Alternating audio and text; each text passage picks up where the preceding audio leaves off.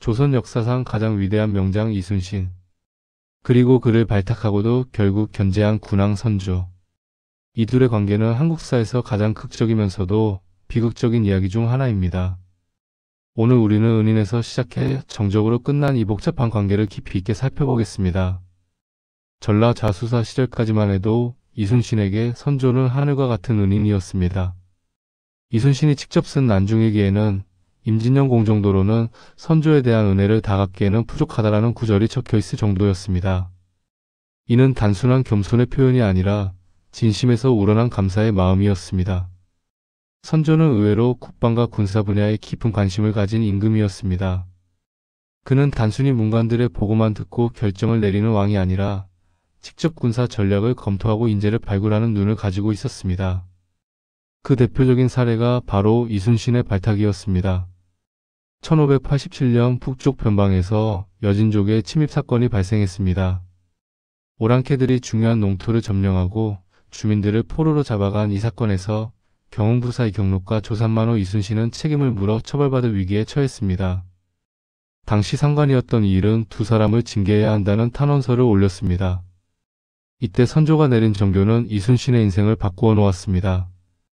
전쟁에서 패배한 사람과는 차이가 있다. 병사로 하여금 장영을 집행하게 한 다음 백의 종군으로 공을 세우게 하라. 이는 이전 여진족 침입 시 전장에서 도주한 자들에게 내려진 참수형과는 다른 처분이었습니다. 선조는 이순신의 상황이 단순한 도주와는 다르다고 판단했고 사형 대신 백의 종군이라는 기회를 주었습니다. 만약 선조가 원칙대로 처리했다면 이순신은 그 자리에서 목숨을 잃었을 것이고 후에 임진왜란에서 조선을 구원할 기회도 없었을 것입니다. 선조의 이순신에 대한 신뢰는 1589년 하삼도 병사 및 수사 선발 과정에서도 확인됩니다. 비변사에서 올라온 목록을 검토하면서 선조는 직접 이순신의 이름을 거명했습니다. 이경록, 이순신 등도 채용하려 하니 아울러 참작해서 의계하라. 그리고 1591년 조선 사상 유례없는 일이 벌어졌습니다. 이순신이 전라자수사로 임명된 것입니다.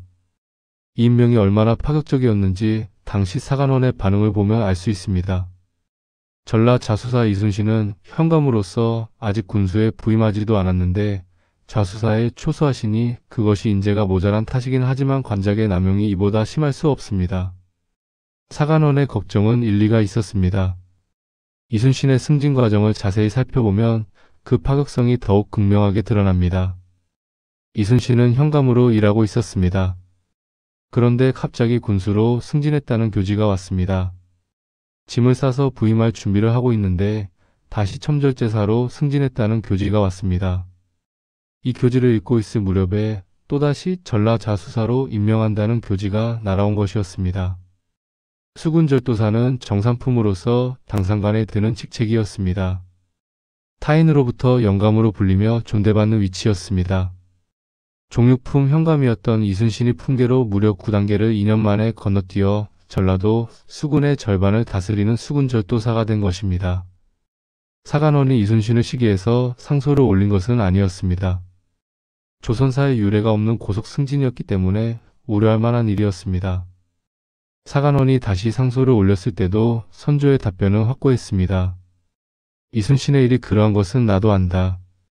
다만 지금은 상규에 구애될 수 없다. 인재가 모자라 그렇게 하게 하지 않을 수 없었다. 그 사람이면 충분히 감당할 터이니 관작의 고하를 따질 필요가 없다. 선조는 이순신의 능력을 확신하고 있었습니다. 관례를 무시하면서까지 이순신을 발탁한 것은 그만큼 이순신에 대한 기대가 컸기 때문이었습니다. 1592년 임진왜란이 발발했습니다. 육지에서는 연전연패하며 선조는 의주까지 피란을 가해했습니다. 이런 절망적인 상황에서 유일한 희망의 빛이 바로 이순신의 승전보였습니다.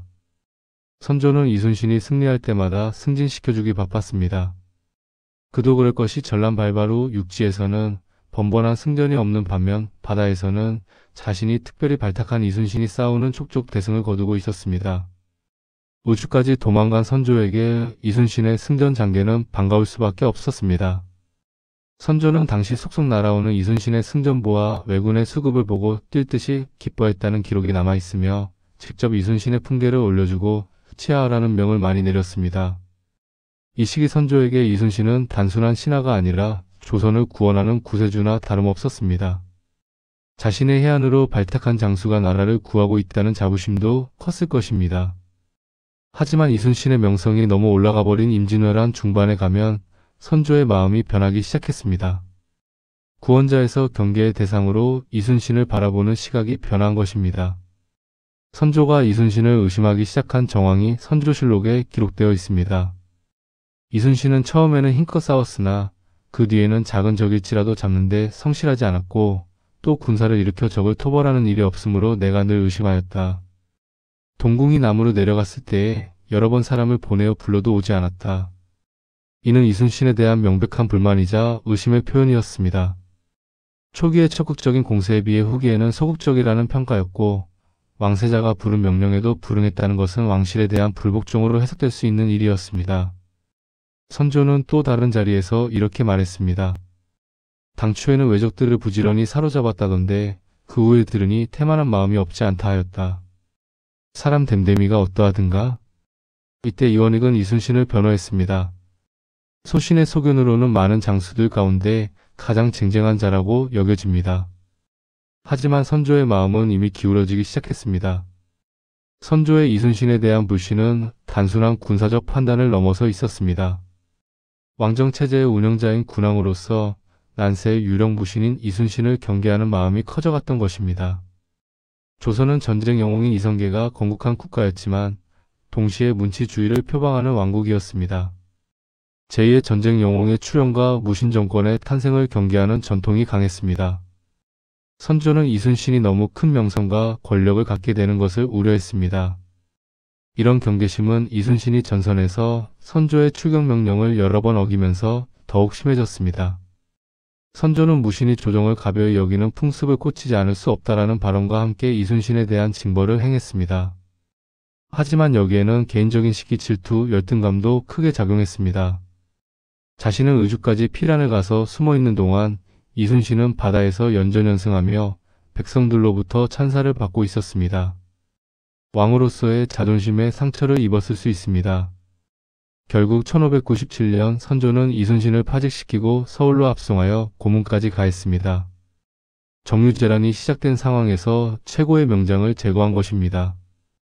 이때 파직 사유는 명백히 무리였습니다. 누가 봐도 이순신에게 잘못이 없다는 것이 뻔히 보이는 상황이었습니다. 그런데도 선조는 이순신을 잡아와서 임금과 조정을 기만했다고 고문을 가했습니다. 다행히 이원익과 정탁이 나서서 이순신을 백의종군으로 살려냈습니다. 만약 이 두 사람이 총대를 메고 나서지 않았다면 어떤 일이 벌어졌을지 상상하기 어렵습니다. 신기한 것은 신하들도 이순신 조직에 반대하지 않았다는 점입니다. 이유는 간단했습니다. 선조가 대놓고 이순신이 잘못 없는 건 지나가는 개도 알지만 내 마음에 안 든다. 이놈을 조질 건데 반대하는 놈은 같이 조져주고 싶은 놈으로 알아라 수준으로 밀어붙였기 때문입니다. 선조는 이순신을 제거하고 원균을 통제사로 임명했습니다. 자기 말을 잘 따라줄 것 같은 원균이 제2의 이순신이 되어줄 것이라 믿었던 것입니다. 하지만 원균은 그저 전공 가로채기에 열심인 공갈빵과 다름없는 인물이었습니다. 1597년 7월 16일 칠천량해전에서 원균이 이끄는 조선 수군은 괴멸적인 대패를 당했습니다. 원균은 전사했고 조선 수군의 주력은 거의 전멸했습니다. 이순신이 7년간 쌓아 올린 재권이 하루아침에 무너진 것입니다. 선조의 근시안적인 판단이 낳은 참혹한 결과였습니다. 국가의 전운이 통째로 뒤집어졌고 조선은 다시 멸망의 기로에 서게 되었습니다. 이순신이 노량해전에서 전사했을 때 선조의 반응은 가관이었습니다. 이순신의 전사 소식을 전해들은 선조는 무덤덤하게 뒤질은 내일 비변사에서 알아서 처리하라고 답했습니다. 소식을 전하는 신하가 도리어 놀랄 정도로 냉담한 반응이었습니다. 이순신의 장례 문제에 관해서도 선조는 예조가 알아서 처리하라며 짧고 냉담하게 반응했습니다. 심지어 차례 순서에 구애받지 않는 상황임에도 등자룡의 장례를 먼저 치르겠다고 했습니다. 비변사에서 충의를 지닌 명장 이순신의 장례에 대해 강조했음에도 이런 태도를 보인 것입니다. 훗날 명나라 장수들과 이야기할 때 이순신과 같은 이들이 나라를 위해 못 바친 것이 안타깝다거나 이순신은 충신이라는 말이 나올 때마다 선조는 말을 넘겨 짚었습니다. 아직 전쟁이 끝나지 않은 상황에서 구국의 영웅이 죽었는데 보인 반응이라고 보기에는 상당히 차가운 것이었습니다. 선조의 이순신에 대한 견제와 냉대는 여러 측면에서 이해할 수 있습니다.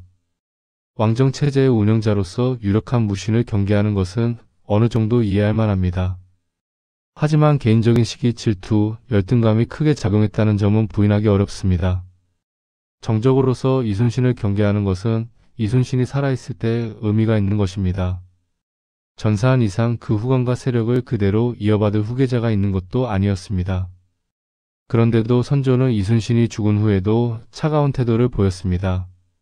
선조의 가장 큰 문제는 견제의 방법과 시기였습니다. 일본군이 아직 부산포에 진을 친 상황에서 개인적인 감정과 근시안적인 판단하에 권력조차 없는 이순신을 무작정 밟으려 들었습니다. 이런 결정은 이순신이 충성의 상징이 된 후대에 들어서 선조가 두고두고 악평을 듣는데 가장 큰 일조를 했습니다. 견제의 수단이라도 잘 정했다면 좋았겠지만 선조의 인격적 그릇은 작았습니다. 가장 거대한 공원과 승전보를 안겨주며 나라를 구한 신하에게 할 만한 견제라기에는 지나치게 가혹한 수단을 선택했습니다. 선조는 자기 말을 잘 따라줄 것 같은 원균이 제2의 이순신이 되어줄 것이라 믿어 의심치 않고 도박을 했습니다. 하지만 원균은 그저 전공 가로채기에 열심인 공갈빵과 다름없는 인물이었고 결국 7천량해전 대패로 이어졌습니다. 이는 단순한 군사적 실패가 아니었습니다. 국가의 전운이 통째로 뒤집어지고 엎어질 정도로 끔찍한 결과를 낳았습니다. 임진왜란 최대의 비극이었던 7천량해전은 선조의 근시안적 판단이 직접적인 원인이었습니다. 정부 차원에서 견제가 필요한 상황이라는 변명도 통하지 않습니다. 견제의 의도가 어찌됐든 그 결과가 7천량해전이라는 희대의 대패전이라는 점에서 그 의도조차 타당하다고 평가받기 어렵습니다. 상식적으로도 가장 거대한 정가를 올린 장수라면 견제를 하더라도 일단 상황이 수틀리면 바로 다시 원상복귀시킬 수 있도록 선을 맞추고 견제하는 것이 정상입니다. 당시 선조는 무정부 상태든 뭐든 국가 자체에 존망이 걸린 상황임에도 국가가 전복되면 정부고 뭐고 없는데도 본인의 자존심을 우선했습니다. 물론 선조의 행동을 완전히 이해할 수 없는 것은 아닙니다. 이 일과의 마찰, 원균의 온갖 모함에 대해 이순신 본인이 적극적으로 대응하지 않았던 것도 사실입니다. 이순신은 사심없이 그저 본분에만 충실했고 높은 명성에 비해 스스로를 변호할 수단은 하나도 마련해두지 않았습니다. 이런 명장들이 결국 의심받고 내쳐지거나 죽는 경우는 시대와 장소를 가리지 않고 역사상 매우 빈번했습니다. 한신, 악비, 벨리사리우스 등 역사상 수많은 명장들이 비슷한 운명을 겪었습니다. 만일 이순신이 전사하지 않았다 한들 전쟁 영웅이자 신화에 가까운 서사를 보여준 이순신에 대해 선조 및 조선 왕실이 견제를 안 할래야 안 할 수가 없었을 것입니다. 이는 어떤 의미에서는 구조적인 문제였습니다. 선조와 이순신의 관계를 단순히 악왕과 충신의 대립으로만 볼 수는 없습니다. 선조는 이순신을 발탁한 해안이 있었고 초기에는 진심으로 이순신을 아꼈습니다. 이순신 또한 선조를 진정한 은인으로 생각했습니다. 하지만 전쟁이 길어지고 이순신의 명성이 높아지면서 선조의 마음은 복잡해졌습니다. 고마움과 자부심 그리고 동시에 경계심과 질투심이 뒤섞였습니다. 이순신이 자신의 명령을 어기고 독단적으로 행동할 때마다 선조의 불만은 쌓여갔습니다. 선조의 입장에서 보면 자신이 발탁해준 신하가 점점 더 큰 권력과 명성을 얻어가는 것이 달갑지 않았을 것입니다. 특히 자신은 피란을 다니며 굴욕을 당하는 동안 이순신은 바다에서 승승장구하는 모습을 보며 복잡한 감정을 느꼈을 것입니다. 이 이야기는 궁극적으로 권력의 본질과 인간의 한계에 대한 이야기입니다. 선조는 절대왕정 체제 하에서 모든 권력을 독점한 왕이었지만 동시에 질투와 두려움을 느끼는 한 인간이었습니다.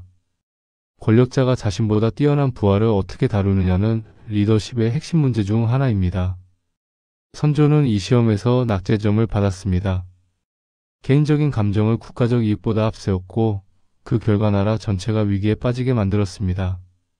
반면 이순신은 끝까지 충성을 유지했습니다. 억울하게 파직당하고 고문당했지만 나라가 위기에 처하자 다시 나서서 목숨을 바쳤습니다. 이런 모습이 후세 사람들로 하여금 이순신을 더욱 숭모하게 만들었고 상대적으로 선조에 대한 평가를 혹독하게 만들었습니다.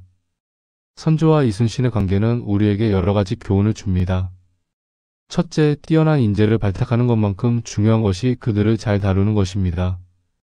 선조는 이순신을 발탁하는 해안은 있었지만 그를 끝까지 신뢰하고 활용하는 데는 실패했습니다. 둘째, 개인적인 감정과 국가적 이익을 분리해서 판단하는 것이 리더의 덕목입니다. 선조는 개인적인 질투심과 경계심 때문에 국가에 막대한 손실을 입혔습니다. 셋째, 권력의 견제와 균형은 필요하지만 그 방법과 시기가 중요합니다. 국가 존망의 위기 상황에서 최고의 인재를 제거하는 것은 어떤 명분으로도 정당화될 수 없습니다.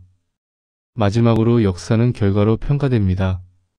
선조의 의도가 무엇이었든 7천량해전이라는 참혹한 결과 앞에서 그의 판단은 실패작으로 기록될 수밖에 없었습니다. 오늘날 우리가 이순신을 성웅으로 받들고 선조를 비판하는 것은 단순히 후대의 시각 때문만은 아닙니다. 이 두 사람의 선택이 보여준 대비가 너무나 극명하기 때문입니다. 한 사람은 개인적인 감정과 권력 유지를 위해 국가의 미래를 담보로 도박을 했습니다. 다른 한 사람은 개인적인 억울함을 뒤로하고 오직 나라를 위해 목숨을 바쳤습니다. 이 극명한 대비 앞에서 역사의 평가는 이미 정해진 것이나 다름없었습니다. 선조와 이순신의 이야기는 400년이 넘은 지금도 여전히 현재 진행형입니다. 리더십의 본질, 인재 활용의 중요성, 개인과 국가의 관계 등 이들의 이야기가 던지는 질문들은 오늘날에도 여전히 유효하기 때문입니다. 은인에서 시작해 정적으로 끝난 이 비극적인 관계는 우리에게 권력의 무게와 책임 그리고 진정한 리더십이 무엇인지를 생각하게 합니다. 역사는 반복되지 않지만 운율을 맞춘다고 했습니다. 선조와 이순신의 이야기에서 우리가 찾아야 할 것은 단순한 선악 구분이 아니라 인간의 본성과 권력의 속성에 대한 깊이 있는 성찰일 것입니다. 이렇게 해서 조선 역사상 가장 극적이고 비극적인 관계 중 하나인 선조와 이순신의 이야기를 마칩니다. 이들의 관계는 복잡하고 다층적이었지만 그 속에서 우리는 리더십, 충성, 질투, 그리고 권력의 본질에 대한 깊은 통찰을 얻을 수 있습니다. 역사를 통해 배우는 것은 과거를 아는 것이 아니라 현재를 이해하고 미래를 준비하는 것입니다. 선조와 이순신이 남긴 교훈이 오늘을 사는 우리에게 지혜로운 길잡이가 되기를 바랍니다.